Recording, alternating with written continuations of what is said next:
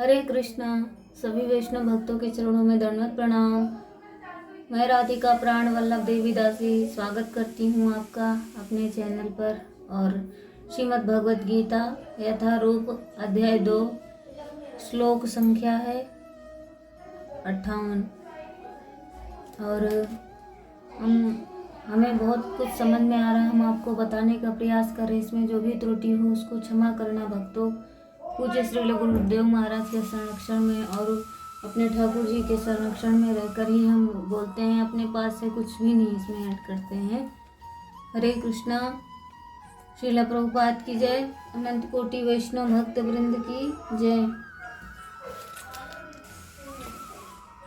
यदा संहरते चाय अयं कूर्मा अंगानि इव सर्वसा इंद्रियाणि इंद्रिया अर्थभ्या तस्य प्रज्ञा प्रतिष्ठिता। यदा संहरते चायं कूर्मांगानि इव सर्वसा इंद्रियाणि इंद्रिया अर्थभ्या तस्य प्रज्ञा प्रतिष्ठिता। यदा संहरते च अयं कूर्मा अंगानि इव सर्वसा इंद्रियाणि इंद्रिया अर्थभ्या तस्य प्रज्ञा प्रतिष्ठिता। हरे कृष्णा। तात्पर्य अनुवाद श्रील प्रभुपाद के द्वारा। श्रील प्रभुपाद की जय। गुरु महाराज की जय। आप सभी वैष्णव भक्त वृंद की जय। ठाकुर जी मुझे आज्ञा दीजिए, मैं उस आपकी वाणी को बोलने का प्रयास करूंगी। जिस प्रकार कछुआ अपने अंगों को संकुचित करके खोल के भीतर कर लेता है, उसी तरह जो मनुष्य अपनी इंद्रियों को इंद्रिय विषयों से खींच लेता है वह पूर्ण चेतना में दृढ़ता पूर्वक स्थिर होता है। तात्पर्य श्रील प्रभुपाद के द्वारा। श्रील प्रभुपाद की जय। अनंत कोटि वैष्णव भक्त वृंद की जय। गुरु महाराज की जय।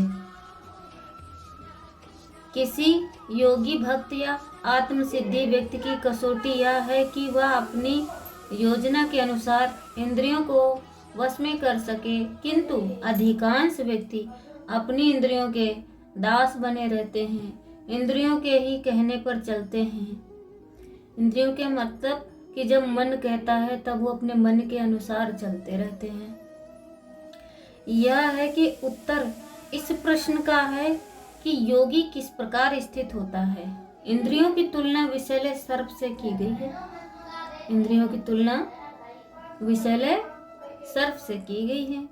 अब विषैला सर्प जब डस लेता है तब बचने की कोई उम्मीद नहीं होती है। वे अत्यंत स्वतंत्रता पूर्वक तथा बिना किसी नियंत्रण के कर्म करना चाहती हैं। योगी या भक्त को इन सर्पों को वश में करने के लिए एक सपेरे की भांति अत्यंत प्रबल होना पड़ता है। अपनी इंद्रियों को वश में करने के लिए एक सपेरे की तरह प्रबल होना पड़ता है, तभी इन इंद्रियों को हम कंट्रोल कर पाएंगे। जैसे एक सपेरा बीन बजा के सांप को टोकरे में रख लेता है, उसी प्रकार एक योगी जो होता है वो इंद्रियों को प्रबल से उनको अपने कंट्रोल में कर लेता, उन्हें कभी भी कार्य करने की छूट नहीं देता। शास्त्रों में अनेक आदेश हैं, उनमें से कुछ करो तथा कुछ ना करो से संबंध है। जब तक कोई ना इन करो या ना करो का पालन नहीं कर पाता और इंद्रिय भोग पर संयम नहीं बरतता, तब तक उसका कृष्ण भावनामृत में स्थिर हो पाना असंभव है। यहाँ पर सर्वश्रेष्ठ उदाहरण कछुए का है। वह किसी भी समय अपने अंग समेट सकता है और पुनः विशिष्ट उद्देश्यों से उन्हें प्रकट कर सकता है। इसी प्रकार कृष्ण भावना भावित व्यक्तियों की इंद्रियों की भी केवल भगवान की विशिष्ट सेवाओं के लिए काम आती हैं, अन्यथा उनका संकोच कर लिया जाता है। अर्जुन को उपदेश दिया जा रहा है कि वह अपनी इंद्रियों को आत्मतुष्टि में ना करके भगवान में लगाए। अपनी इंद्रियों को सदैव भगवान की सेवा में लगाए रखना कूर्म द्वारा प्रस्तुत दृष्टांत के अनुसार जो अपनी इंद्रियों को समेटे रखता है।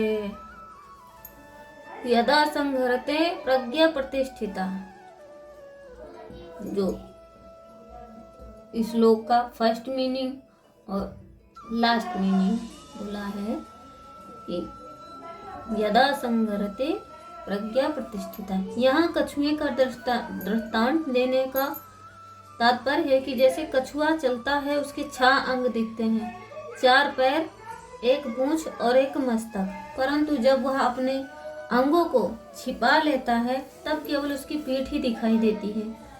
ऐसे ही स्थित प्रज्ञ 5 इंद्रियों, 1 मन, इन 6 को अपने अपने विषय से हटा देता है।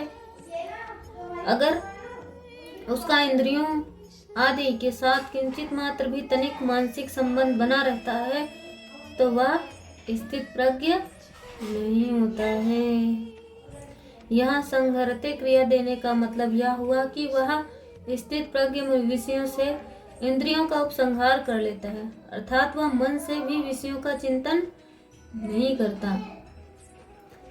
यदा पद तो दिया गया, तदा पद नहीं। यद दौर्ण्यत्य संबंध के अनुसार जहाँ यदा आता है वहाँ तदा का अध्याहार लिया जाता है, अर्थात यदा पद के अंतर्गत तदा पद आ जाता है।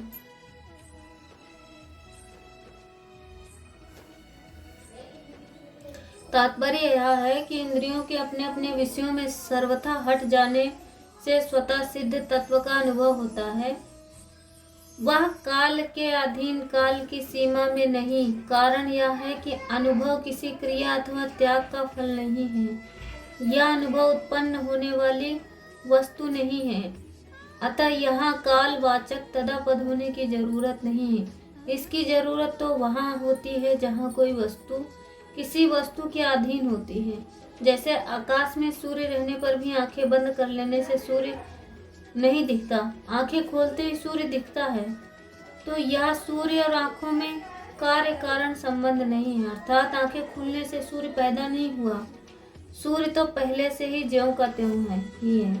आंखें बंद करने से पहले भी सूर्य वैसा ही है, आंखें बंद करने पर भी सूर्य वैसा ही है। केवल आंखें बंद करने से हमें उसका अनुभव नहीं हुआ था। ऐसे ही यहाँ इंद्रियों को विषयों से हटाने से स्वतः सिद्ध परम तत्व का जो अनुभव हुआ है वह अनुभव मन सहित इंद्रियों का विषय नहीं है।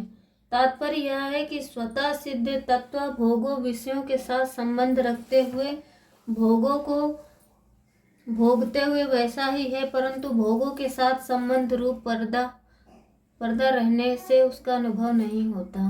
तो यह पर्दा हटते ही उसका अनुभव होने लगता है।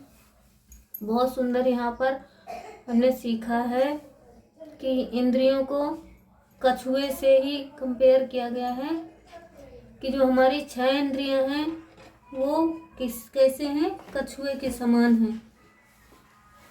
तो अपनी इंद्रियों को अपने कंट्रोल में रखना बहुत दुष्कर है, पर जो प्रतिष्ठित प्रज्ञ मनुष्य है, स्थिर प्रज्ञ मनुष्य वो कर लेता है, जो कृष्ण भावनामृत है। अगर उसके अंतःकरण में जरा सा भी लोभ रहा तो वो अपने पर नियंत्रण नहीं रख पाएगा। हरे कृष्णा। सभी का धन्यवाद मुझे सुनने के लिए।